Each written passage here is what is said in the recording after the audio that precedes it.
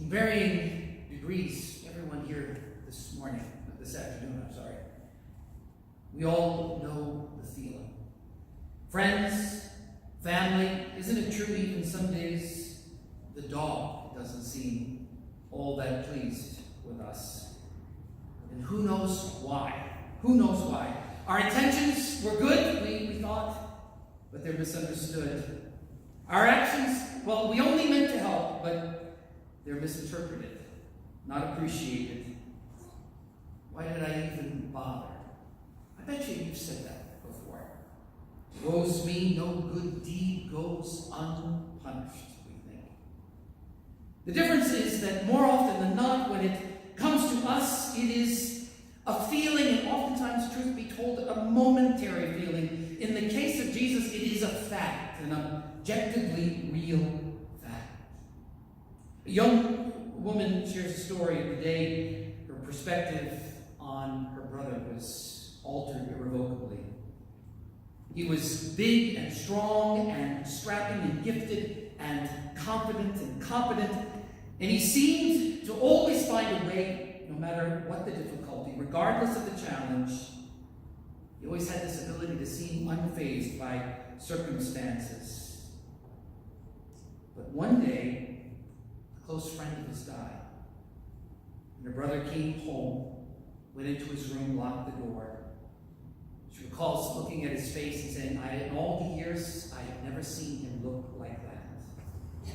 The door to the room closed, and from the other side, she could hear weeping and wailing. Her big, strong brother, who seemed so invulnerable, had been driven to his knees. Tom Wright wonders if that the scene in Gethsemane had a similar impact upon Peter and James and John. Jesus was strong. We would all agree with that. Never at a loss for an answer, a solution, a way, and here in the thick darkness, Jesus, who had spoken with such power to the wind and the waves, has been driven to his knees. He is alone. And in the hours ahead, he will be even more isolated, more disconnected. There is a weight on his shoulders and on his chest and on his throat. And by the early hours of Friday morning, it will feel like the world itself. Now, endless ink has been spilled, and we've gone over this territory a million times. Endless ink has been spilled, all kinds of ideas crafted, trying to make sense of the inner workings of Judas's mind and his heart, and people have weighed and measured, and they have sifted all the available evidence, and they have produced all kinds of ideas, many of them plausible, as to what it was that motivated Judas to do what he did. Perhaps there's a little bit of each of those ideas, in fact, involved in Judas' decision. But it's also possible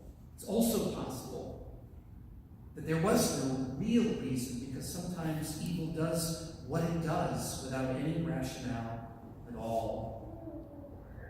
I've been told that when sheep are brought to the slaughterhouse, they react instinctively. The sights and the sounds and the smells, they sense danger, they recoil.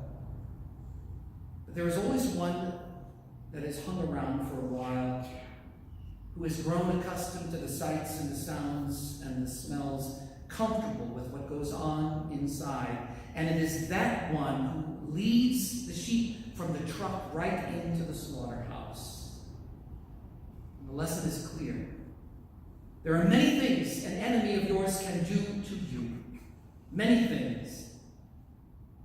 But an enemy, a true enemy, can never betray you. Because betrayal is always an inside job. A preacher reflects rejection opens a wound, but betrayal pours salt. Loneliness leaves you in the cold. Betrayal closes the door and locks it. An inside job.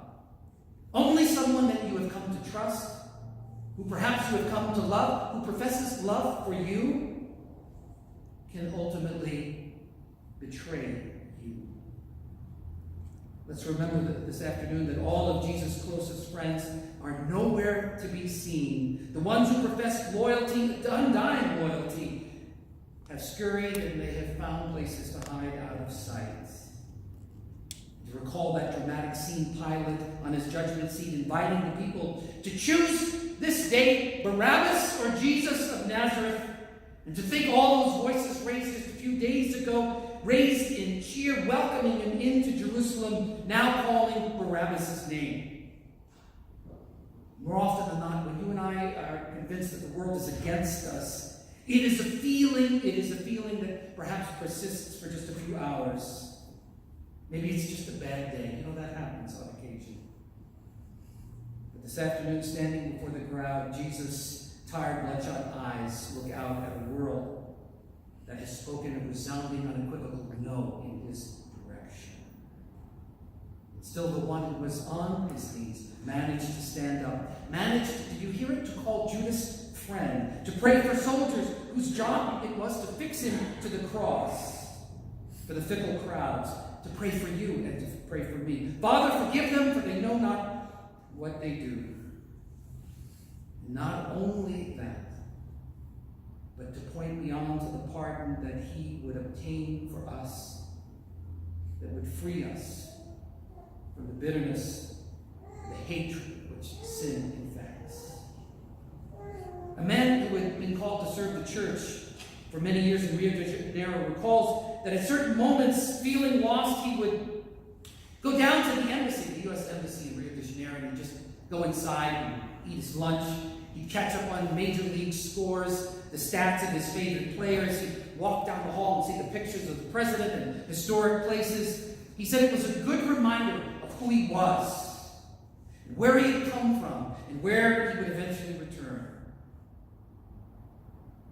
In our office at home, I have this little sign embroidered in lively, colorful thread, and it says this: when things look down, look up.